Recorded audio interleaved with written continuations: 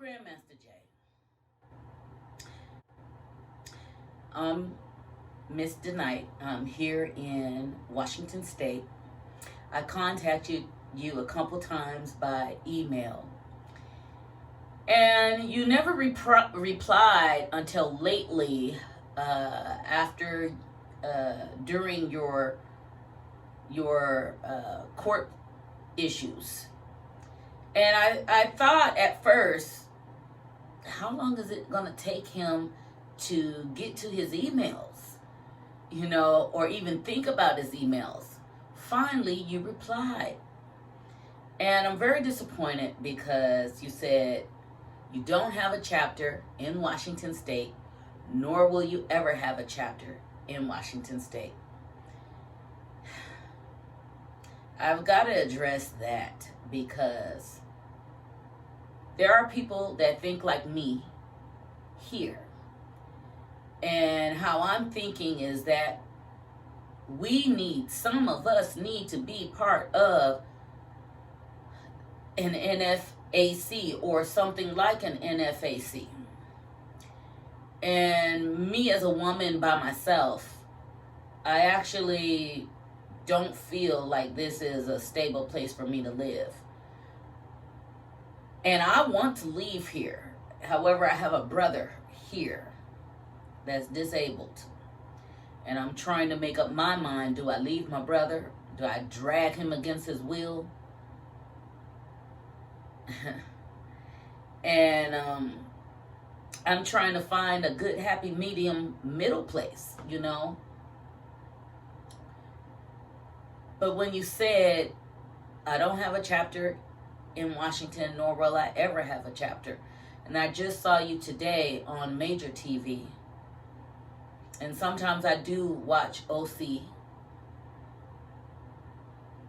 And since you've gotten offline, I watch everything I can about you or anybody that likes you or even don't like you. But most of them people that have an issue with you are people that you said, hey, this is my pal. And you went on live with some of these folks. And so really, I never knew some folks until you went on live with them. I never paid attention to them, but I had paid attention to you. And I'm just now just trying to figure out what to do. Like I'm trying to get my gun rights back. I'm taking the steps to get my gun rights back. And I'm writing my letters and doing what I need to do. But in the meantime, I kind of feel like I don't have any connections to any groups. And there's probably a lot of people like that, not just here, but all over the U.S. that don't have any real connections to any groups. They're just loners in life. And, the only thing I've had in my life is my business. That is what has carried me for the last 30 years. And without my business, I really probably would be even more alone than I am now. But I felt much better when I lived in Colorado. I've felt much better connected to the community when I lived in Texas.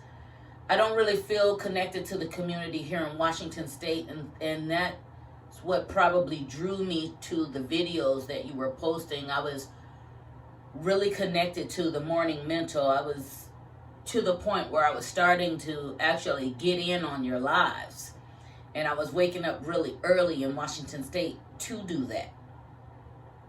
And it was, I can't say I agreed with every word that you said. Sometimes I said, oh. And I just kept watching because it was making me feel good and generated as a black person that somebody in the world, in my country, seems to be like my voice. And I kind of feel like, to a certain degree, you are a lot of black people's voice. But you said You don't have a chapter in the Northwest. And I can understand where you're coming from with the Northwest, because I walk down the street all the time doing gig jobs, and I see black people, I see Africans, and sometimes both groups are not friendly. But sometimes, seldom, both groups are friendly. But I probably get more of a response from maybe African Americans. But I pass out my flyers a lot, my business cards. And so I initiate to majority women that I exist and I'm here. And sometimes they actually respond with getting a service from me, for which now I'm trying to make an online business, and so that I can make myself more independent, because I don't know where our future is going, as far as our society, where our society is going to be going from here, as far as how we deal with the public from here. So I'm trying to create something new and possibly sell products online. But I was very concerned when you said you didn't have a chapter here, nor will you be making one here, and that made me feel like I couldn't be a part of the group, even if I could get my gun rights or have my gun rights. And you talk a lot about protection for the women, but I don't have any protection up here. I walk around with weapons on me because I am afraid.